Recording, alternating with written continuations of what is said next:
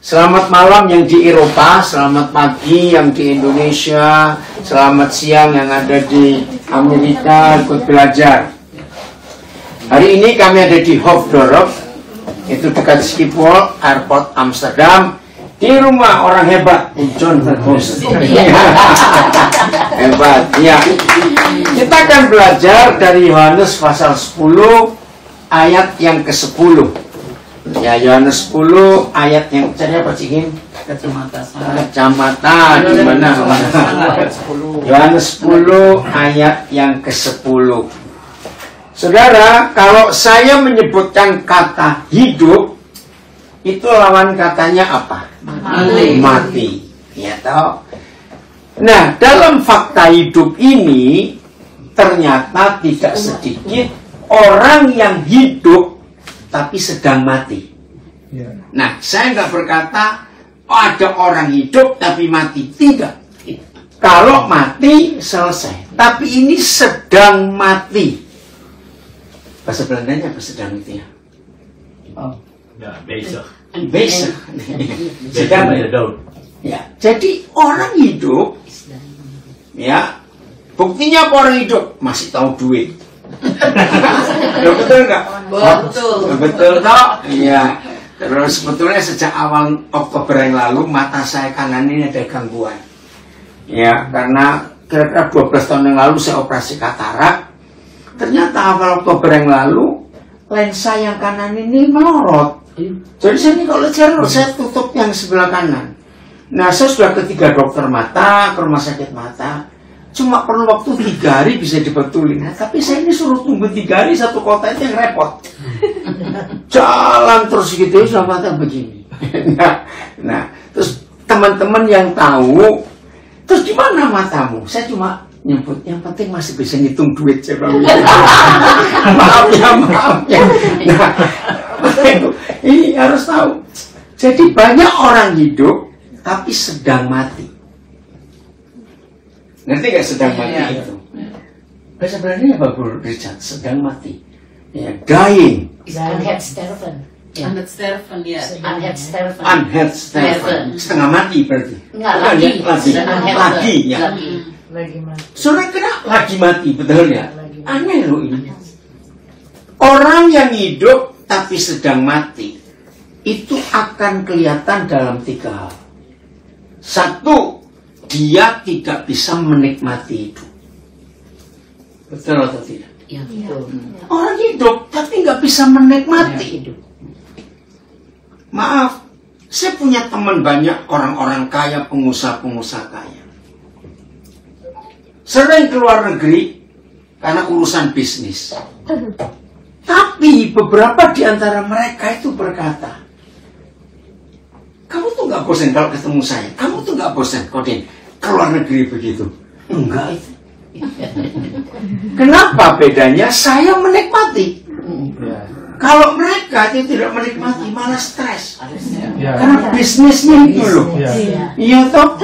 Maaf loh saudara, orang bisnis tujuannya kan untung. Belum untung pun sudah takut rugi. Itu kan aneh.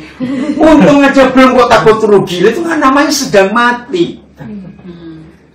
Betul enggak? Nah, maka itu penting sekali kita lihat ini. Itu yang pertama. Hidup tapi sedang mati, berarti orang itu nggak bisa menikmati hidup. Yang kedua, orang yang hidup tapi sedang mati, dia itu takut masa depan. Betul nggak? Iya. Nanti bagaimana? Besok bagaimana? Ya kalau iya. Kalau tidak. Ya. Saudara yang tinggal di Indonesia, ya beda dengan yang di Belanda. Di sini tuh asuransinya itu luar biasa. Mahal. Bukan cuma mahalnya. Oke, kalau mahal ya. Walaupun mahal, tapi kan keuntungannya banyak juga. Nah, di Indonesia bayar mahal belum tentu untung. Nah, saya ini dipaksa ikut asuransi karena saya itu nolong seseorang yang saya nggak kenal. Ya udah, karena nggak kenal, tapi satu jiwa ini diselamatkan. Begitu loh. Nah, sampai setelah 11 tahun, kok saya mulai tanya, pada sebulan itu saya bayar cukup banyak. 12 jutaan. Karena usia. Iya. Karena umur toh, gitu loh, takutnya begini. Nah, buat saya sih bukan soal uangnya, tapi saya nolong orang ini. Dia itu dari Kristen menjadi Islam karena istrinya. Setelah punya 2 anak, istrinya lari ninggalin dia dan ninggalin 2 anak, bingung. Nah, saya cuma nolong supaya bisa hidup. Ya udah, buat saya nggak mikir ruginya, uang bisa dicari lagi, tapi satu jiwa. Akhirnya setelah saya jadi apa istilahnya, client member apa? Kliennya ya, dia minta dibaptis kembali lagi satu jiwa itu. Nah, jadi di Belanda asuransi itu mahal, tapi betul-betul ada manfaatnya. Maka itu seharusnya orang di Belanda itu jauh tidak boleh punya khawatir daripada yang di Indonesia. Tapi faktanya banyak khawatir yang di Belanda. Nah, iya makanya mau punya asuransi siapa lagi? Saya. Apanya anak? Itu Kristen. Enggak usah khawatir milik Tuhan kok. Amin. Saudara, betul? Jadi orang yang hidup tapi sedang mati, itu berarti dia takut masa depan bagaimana. Tapi ada yang aneh loh. Orang yang takut akan masa depan tuh ada yang aneh. Anehnya di mana? Nggak bisa lihat hari ini sebagai hari yang indah. Betul nggak? Orang yang takut masa depan itu hari ini pun nggak bisa dinikmati. Betul? Nah, untuk apa dia hidup? Tapi dia harus hidup. Ada tanggung jawab ini, tanggung jawab itu. Tapi nggak bisa nikmati. Orang yang seperti ini selalu mikir ke belakang. Seandainya dulu, saudara bayangkan. Berarti untuk masa depan dia takut, untuk hari ini nggak bisa nikmati. Yang kemarin mau dibawa lagi ke sini, ya nggak sampai-sampai. Betapa capeknya orang hidup kayak begini. Capek jiwa. Oh, semuanya, fisiknya juga capek. Saya capek goreng lumpia juga nggak capek. Nggak capek. Luar biasa. Nggak khawatir sih. Nggak khawatir. Iya, nggak pernah khawatir sama sekali. Nah, inilah orang yang hidup tapi sedang mati. Menderita sekali loh seperti itu. Betul tidak? Ciri yang ketiga, orang yang hidup sedang mati. Dia tidak bisa mengenali dirinya sendiri. Kenapa begitu? Karena panik terus. Orang yang hidup tapi sedang mati, itu betul-betul penuh kemarahan, penuh kekecewaan, penuh penyesalan. Aku sudah numpuk gak karu-karuan, saudara. Betapa menderitanya. Nah, saya cerita ini karena saya ketemu, walaupun gak banyak, tapi cukup lah. Dan rata-rata orang yang seperti ini, maaf loh, justru orang yang kaya. Aneh. Aneh bukan? Uangnya banyak, gak bisa nikmati. Maka itu Yohanes 10 ayat 10. Ya. Coba kita baca kalimat yang B dulu. Karena nggak tahu kenapa Tuhan Yesus bicaranya tentang yang pertama itu tentang setan. Ya tahu? Tetapi pencuri itu datang, gitu ya? Ya. Nah, sekarang kita baca yang keduanya. Tapi aku datang supaya mereka mempunyai hidup dan hidup yang berkelimpahan. Wah, ini luar biasa yang Tuhan katakan itu. Kevin, bantuin Koden dulu, kamu berdiri sini. Koden itu mau ngeliat posisi Koden betul atau tidak. Biasanya ada pinjam sebentar. Saya mau ngeliat posisi. Oh, bagus. Udah. Oke, makasih Kevin. Sebenarnya kamu juga berdiri di sini ya terakhir ya. Ini seorang dosen teologi luar biasa. Orang muda lagi. Nah, Tuhan Yesus itu berkata, aku datang terus supaya mereka mempunyai hidup. Nah, supaya stop dulu, supaya kita ini mempunyai hidup. Coba renungkan. Waktu Tuhan Yesus berkata, waktu dia datang supaya saudara dan saya mempunyai hidup. Loh, kita ini sedang hidup atau sedang mati? Hidup. Kita sedang hidup. Betul? Ya. Tapi mengapa yang sedang hidup kok diberi hidup? Ya. Baru bertanya. Loh, betul nggak? Ketika aku datang supaya mereka mempunyai hidup.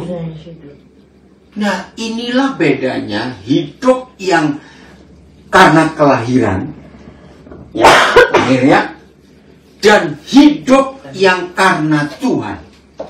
Itu beda sekali. Ya. Apalagi dalam bahasa aslinya saya tidak banyak mengerti, tapi dari beberapa teman-teman yang ngerti bahasa aslinya, kata Zoe. Ini yang diberikan oleh Tuhan. Nah, kita pernah dengar kata biologi. Nah, dalam bahasa Yunani, bios. Nah, bios itu hidup yang natural. Kita lahir, bayi, umur setahun, 10 tahun, 10 tahun, sampai sekarang kita umur sekian. Nah, itu bios. Bios itu hidup yang alamiah ini, yang bisa mati. Tapi Zoe, hidup yang Tuhan beri, itu beda dengan yang dunia ini beri. Dan itulah hidup yang kekal. Amin. Berkali-kali kita mendengar hidup yang kekal, hidup yang kekal. Betul. Nah, jangan dibilang hidup yang terus nggak mati-mati, bukan. Ya. Hidup yang kekal itu, Zoe itu, yang dikatakan Tuhan Yesus di Yohanes 10, itu hidup yang nggak bisa mati. Hidup yang sehat terus. Maaf, tidak sedikit pendeta-pendeta karismatik khususnya Pantekosta, mau saya sebut ini. Ketika membacakan Yohanes 10, langsung logikanya hidup yang berlimpah itu uang. Oh, kaya kamu. Wah, kamu itu begitu. Bukan. Tidak ada hubungan dengan duit sama sekali masalah ini. Maka itu di awal tadi saya katakan. Kenapa justru lebih banyak orang-orang kaya yang tidak bisa menikmati hidup. Dan kenyataannya orang yang pas-pasan lebih bisa menikmati hidup. Fakta nggak ini? Iya. Aneh toh? Bukankah seharusnya orang yang punya banyak materi itu bisa menikmati hidup? Tapi ternyata tidak. 2 hari lalu saya masih ada di Nabire. Kata ada seorang yang cerita. Aduh, ini lagi ada masalah besar. Kenapa? Ada satu keluarga kaya, suaminya, perusahaannya. Aduh, sudahlah. Kalau di uangnya nggak top triliun, bukan cuma miliar. Itu ribut besar gara-gara istrinya bulan Oktober lalu pakai uang bayar telepon 1.500.000. Orang kaya istrinya bayar 1.500.000 rupiah itu ribut. Nah, padahal saya ini kalau bayar telepon sebulan paling dikit itu 6 juta. Kan saya pakai untuk Zoom, untuk sosial media pelayanan ini. Itu paling dikit loh. Terus saya bilang, coba kamu bilang kepada dia, karena saya kenal orang itu, dan orang kenal saya juga. Kalau dia pakai telepon bayar sebulan itu malah dikit 6 juta, nggak apa-apa. Ini cuma 1 juta setengah ribut. Karena saya mau beritahu, orang kaya atau orang miskin yang takut miskin? Jawab jujur. Ayo, orang kaya atau orang miskin yang takut miskin? Orang kaya. Orang kaya. Loh, kenyataannya. Iya. Ya betul nggak? Justru orang kaya takut miskin. Kalau ada orang miskin takut miskin keterlaluan. Muslim miskin kok masih takut? Betul nggak? Orang kaya takut miskin. Justru orang kaya takut miskin. Orang miskin nggak perlu takut miskin. Jangan dari miskin, mau takut apa lagi? Udah nggak punya apa-apa. Iya, nggak punya apa-apa. Orang kaya tidur nggak tenang. Cuma ini masih punya Mercy kok. Iya loh. Kok jadi Mercy mau hebat dong. Biasanya mini apa? Friend mini. Kita pakai Mercy hari ini kaget. Beri saya nggak baru lihat tadi atau sudah pernah lihat? Pernah lihat. Oh tadi nggak sih ada susteri. Nah itu loh saudara. Maka itu milikilah hidup yang Tuhan beri. Amin. Bukan hidup yang alamiah dari lahir dari perut mama kita. Bukan itu. Ada yang lebih lagi daripada itu. Zoe. Nah, ketika kita hidup dengan hidupnya Tuhan, Ini luar biasa. Enggak ada yang kita rasakan berat dalam hidup ini. Tadi pagi saya transit di Istanbul hampir 3 jam, 2 jam 50 menit. Nah, tiba-tiba di Indonesia sudah siang. Saya dapat telepon dari seorang. Ya, ini pengusaha. Mereka itu lagi bangun gedung. Ya. Kalau ditota sampai selesai itu lebih dari 60 miliar. 5 lantai. Wah, sudah planningnya dibuat ini, dibuat itu. Dan 2 kali saya pernah diajak ke gedung itu untuk berdoa. Saya berdoa, cuma berdoa aja, kok apa salahnya. Ya. Ternyata Oktober yang lalu marka pilot nggak bisa dilanjutkan. Waduh, masalahnya jadi berat. Bagaimana dengan pemegang saham semua itu? Nah, saya cuma bilang pada dia, hidup yang ringan itu kalau merasa tidak punya apa-apa. Betul tidak? Ya. Justru hidup itu berat karena sadar aku punya apa-apa. Saya ingatkan, ingat nggak awal kamu mau beli tanahnya? Itu belum tanahnya, itu baru bangunannya. Ini karena di tengah kota. Tanahnya saja hampir 40 M. Waktu mereka beli itu. Ingat pertama kali beli. Semua kan kamu gunakan untuk pekerjaan Tuhan. Untuk Tuhan. Betul, ya sudah. Kalau memang ini untuk Tuhan, ya biar Tuhan yang bekerja. Masalahnya, kita lupa kalau kita ini cuma manajer, bukan direktur. Betul. Dalam perusahaan, lebih berat manajer atau direktur? Direktur yang punya. Kalau manajer, asal kerjanya baik, terima gaji, selesai. Loh, betul nggak? Nah, seringkali kita merubah. Tuhan manajer, kita direktur. Betul nggak? Kalau gitu siapa yang lebih berat? Nah, salah sendiri dong. Mau jadi direktur, lebih baik jadi manajer, terima gaji saja sudah. Nikmati, ya kerja saja benar. Terima gaji dari saya. Oh begitu, betul. Inilah hidup yang sesungguhnya. Luar biasa kalau kita mau hidup bersama dengan Tuhan. Aduh, lega, saudara, tenang, betul-betul tenang sekali. Amin. Nah, inilah hidup yang Yesus berikan. Tapi lihat kalimat pertamanya. Ini siapa ya? Kalimat pertama. Masih Yohanes 10 ayat 10. Coba ya kalimat pertama. Ya, baca. 1, 2, 3. Pencuri datang hanya untuk mencuri dan membunuh dan membinasakan. Nah, saudara, ayat ini pendek, tetapi punya arti yang luar biasa. 1 pencuri, 1 Yesus. Yesus memberi hidup, tapi pencuri mengambil hidup, membunuh lewat macam-macam. Banyak cara yang setan buat. Cara perhatikan, cuma 3 hal kok yang setan lakukan. Kalau cuma 3 itu banyak atau sedikit sebetulnya? Sedikit itu cuma 3. Kalau 10 itu banyak. Tapi ini mengerikan, ini fatal kalau 3 ini. Pencuri itu datang untuk mencuri. Karena catat. Yang pertama dicuri justru damai sejahtera. Seeker, rasa aman. Itu dicuri oleh iblis. Dan cara iblis mencuri rasa aman, gampang memberi rasa takut. Betul? Hati-hati. Orang yang memiliki hidup, 2 macam hidup. 1 hidup dari natur, alam, lahir lewat mama. Itu kan hidup, bukan? Tapi ini gak cukup.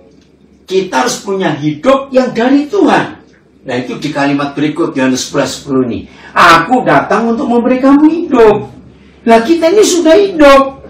Kalau diberi hidup yang lain lagi, hidup yang dari Tuhan. Amin. Jadi kita punya 2 macam hidup loh, saudara. Ini luar biasa. Nah, setan gak suka hidup yang begini. Ditakut-takuti. Iya. Ayo jawab jujur ya, yang di rumah juga. Apa yang kita takuti, itu faktanya, terjadinya, itu besar atau kecil? Kecil. Kadang tidak terjadi. Bahkan sering kali tidak terjadi. Iya. Nah, John Thinking ini yang harus dikatakan pada Kristian. Dia itu cuma ditakut-takuti. Nah, saudara, ingat. Hanya ada satu cara setan mencuri damai, dengan suara. Mati kamu, gagal kamu, miskin kamu nanti. Suara. Iya. Nah, maaf ya saudara, suara ini kalau dibiarkan membuat orang itu bunuh diri. Iya. Mati aja. Kok percuma kok kamu hidup? Kurang ajar betul. Nah, sebetulnya ketika Tuhan Yesus dicobai, itu bukan setan datang dalam bentuk makhluk hitam besar. Enggak. Suara.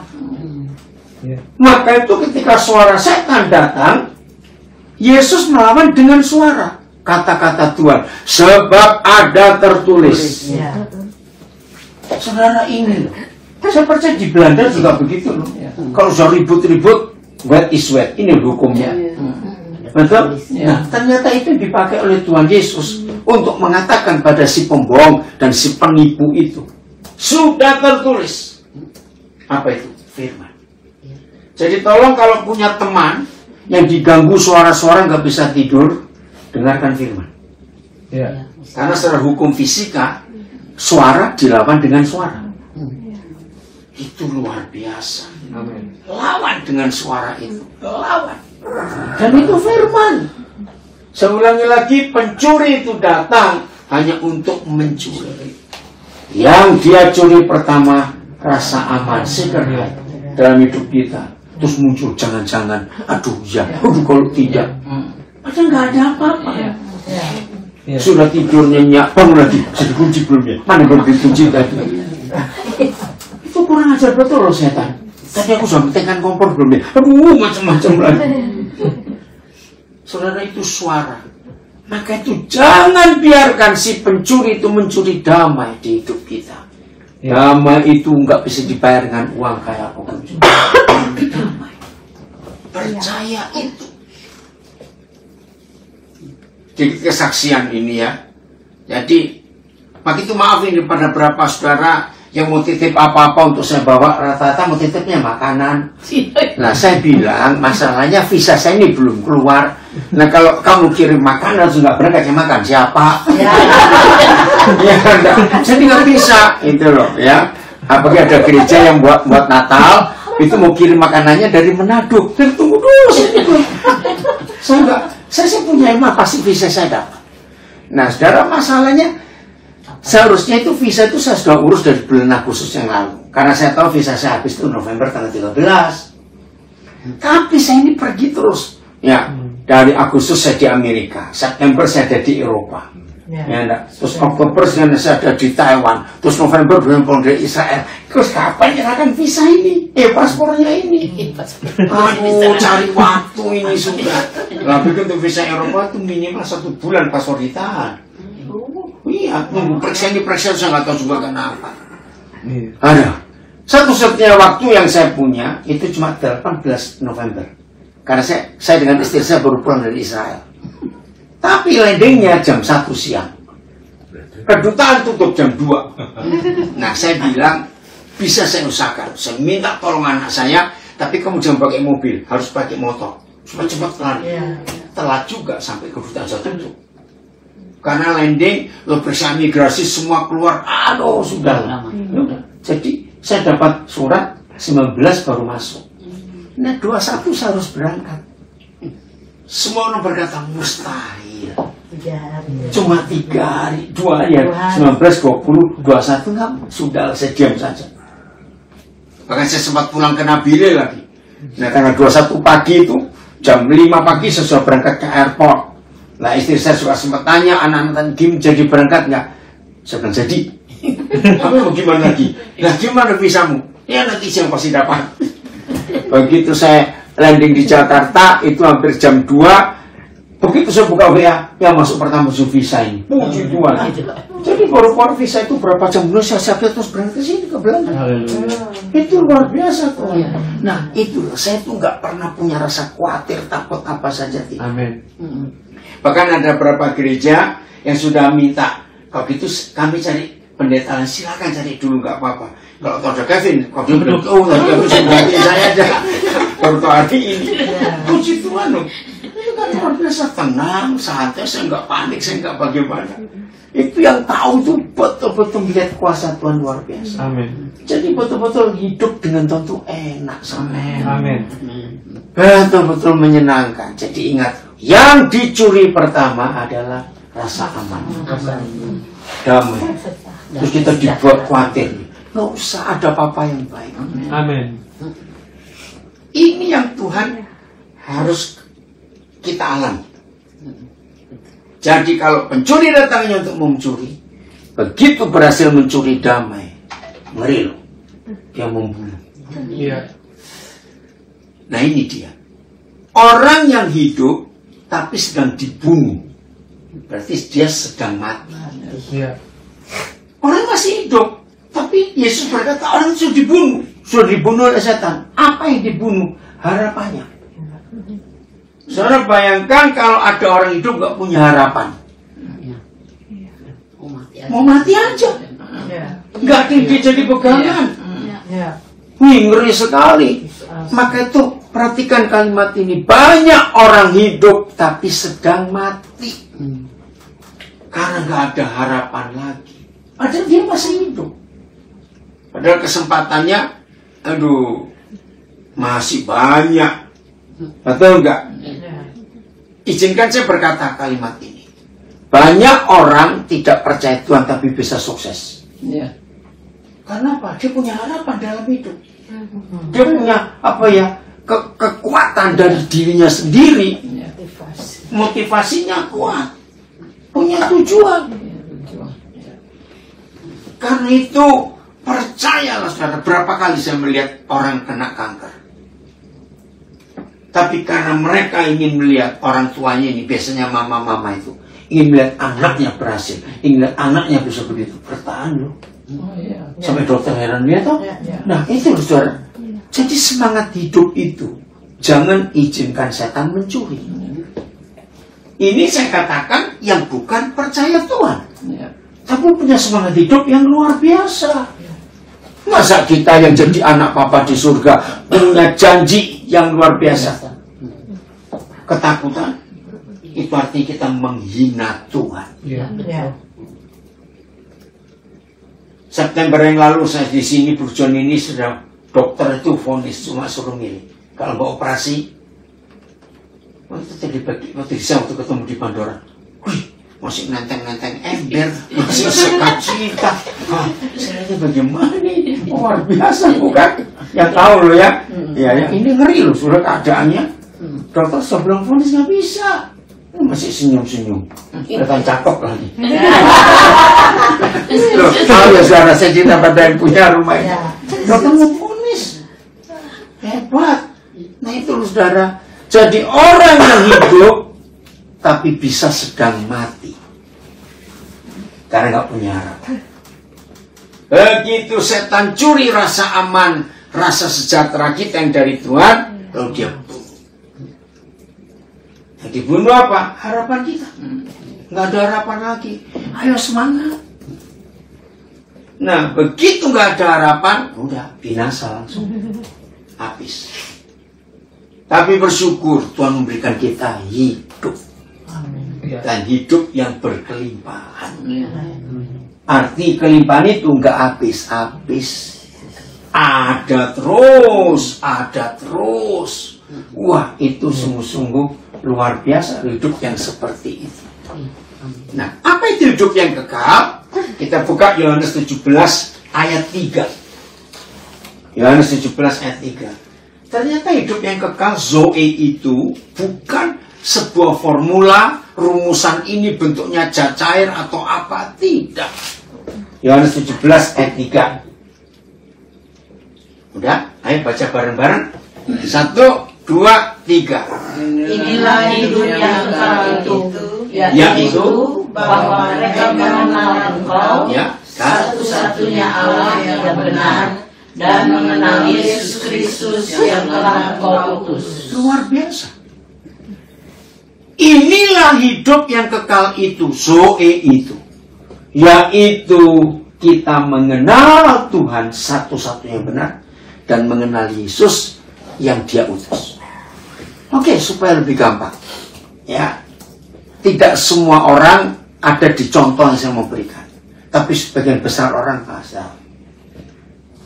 Semua kita, hampir semua kita pasti pernah kenal seorang dokter atau beberapa dokter yang memang hebat. Dari cerita orang dokter ini luar biasa. Mungkin juga kita pernah mengalami dengan dokter itu, memang diagnosisnya tepat, kalau ngasih obat tepat. Psikologi itu mengatakan pasien yang sedang sakit dan ketemu dokter yang dia kenal, itu belum diobati, baru ketemu sudah sembuh 90%. Karena sugesti. Kenapa? Kenapa? Suami saya begitu. Oh, Kalau belum ketemu dokter, masih merasa sakit. Begitu langsung ketemu dokternya, langsung oh ya udah enak.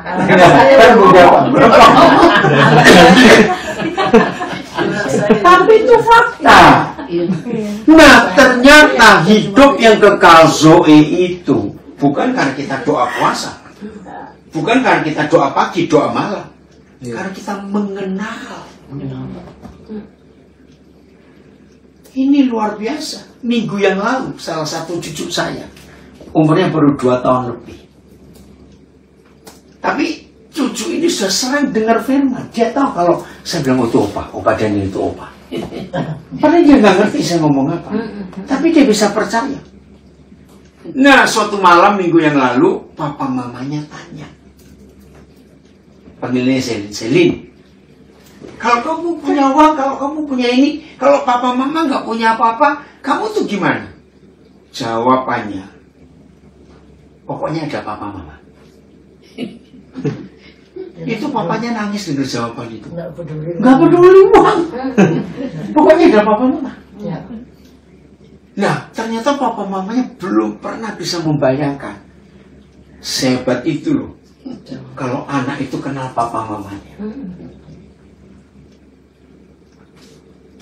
Jujur pada diri sendiri. Setelah kita baca Yohanes 17 ayat 3, jangan tersinggung kalau saya berkata, kalau masih ada di antara saudara yang mengaku murid Yesus, percaya Tuhan, tapi masih punya rasa takut, berarti belum kenal. Ya. Belum kenal. Ya. Kalau sudah kenal itu nggak takut. Amin. Itu hidup yang kekal. Amin. Itulah hidup yang Tuhan beri, yang Zoe itu tadi. Luar biasa. Nah, bagaimana cara kita kenal? Ya sering ketemu dokter tuh lama-lama kenal. Lu lihat toh. Nah, seperti itu kita dengan Papa di surga. Sering ketemu, sering komunikasi. Ya, amin. Bahkan kita sebagai anak-anak Papa di surga, maaf loh, beda dengan semua agama di dunia. Semua agama di dunia mau ketemu Tuhannya ribet. Mesti ganti baju, cuci ini, bersihkan itu. Aduh, betul nggak? Kalau kita mau kapan saja, di mana saja, nggak peduli. Karena Papa ada di mana-mana. Masa sudah seenak ini kita masih sulit bergaul dengan Dia, bertemu Dia? Ada yang salah di hidup kita. Nah, itu ayo saudara kita kenali Dia tiap hari. Dia ada. Dia ada dengan kita tiap saat. Ini travel agent saya pas tanggal 18 itu bilang, Pak, kalau mau di cancel tiket ini masih bisa. Ya, karena kan sudah dibeli tanggal 21. Paling dapat potongan dikit. Kalau Bapak nanti dapat visa tanggal 21, hangus. Karena pas harinya toh, gimana baiknya? Terus saya tanya, kalau saya cancel tanggal 18, terus saya dapat visa 21, jamin bisa dapat tiket nggak? Karena lagi musim libur juga. Nggak berani. Ya sudah gimana jadinya? Nah, saudara, ini sikap saya. Saya tuh nggak takut rugi. Bukan saya sombong. Saya nggak pernah takut rugi apa saja. Ya. Berapa teman? Terus kalau kamu udah dapat visa, ya saya batal ke Eropa. Saya beritahu teman-teman, ya cari pendeta yang lain, nggak bisa saya. Mau bagaimana lagi? Nah, jadi saya nggak pernah takut untuk rugi. Ternyata setan itu paling seneng ganggu orangnya takut rugi. Iya. Betul nggak? Nanti bagaimana? Nanti bagaimana? Nggak mau, ngapain takut rugi? Iya toh. Belum lama saya tuh berikan tiket pendeta. Dia mau pulang ke Medan. Sudah 4 tahun dia nggak ke Medan, nggak ketemu orang tuanya. Ya udah, saya belikan pulang pergi. Nah, ternyata waktu tiket pulang balik ke Jakarta itu dirubah jamnya. Jadi waktu dia tiba di airport, pesawat sudah berangkat 3 jam yang lalu. Nah, karena yang beli saya nggak baca beritanya. Nah, karena saya merasa saya nggak pergi kok. Iya. Aduh, salah juga. Saya tuh bagaimana? Nah, pas jamnya beda. Jadi pas dia sampai airport, saya lupa saya ada di mana. Pokoknya saya nggak di Indonesia. Ya jamnya beda, telepon saya mati. Wah, dia panik bagaimana? Panik itu takutnya saya marah. Karena tiketnya itu kok nggak jurus hangus. Wah, begitu bisa nyambung, dia sudah di Jakarta. Ternyata dia bisa beli tiket baru lagi. Aduh, gimana ya udah. Ternyata ngurus itu ribet rivanya itu. Sudahlah biarin bilang. Saya juga repot nih gimana. Bola-balik email. Tahu sendiri urusan tiket sudah begitu. Biasanya mereka selalu bisa terima duitnya, baru kembalikan duitnya. Ya syaratnya macam sudah nggak apa-apa. Udah minta maaf dan nggak usah takut. Bukan saya mau sombong, uang enggak. Ngurus ini ribet benar. Iya kok, aduh, refund tiket itu sudahlah. Saya bilang hilang, kamu nggak salah kok. Iya. Ya udah, mau bagaimana lagi? Maka itu kalau kita terus kedinginan, itu begini kasihan. Itu kedinginan. Nih, tapi begini terus. Kita dipeluk kali sikit. Iya dulu maaf ya maaf. Gitu. Catat ini. Kepada orang yang takut rugi dalam hal apa saja, setan suka ganggu. Iya. Betul nggak?